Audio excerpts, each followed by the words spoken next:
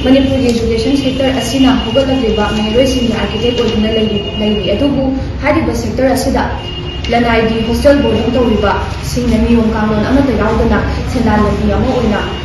chathanaraki ngasi maksu iramdam asida ising ichauna hingalapagum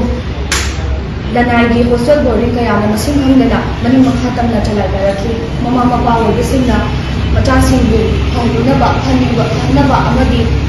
aranba lambida chakhidanaba achauba thajaba amaga loinana hostel boarding asi sinasida thindakli adugu hena laibak thidadi inkhalagida meheroi nutri amadi nupa machasingbu ka khara hangi haiduna natraga ren ama lauraga miyamgi wangda pulap boarding amana pulap thamba habisi mayamsu hena khanarba riksha na chawi habisi mayamsu hena khanare aduna mari lenaba department singna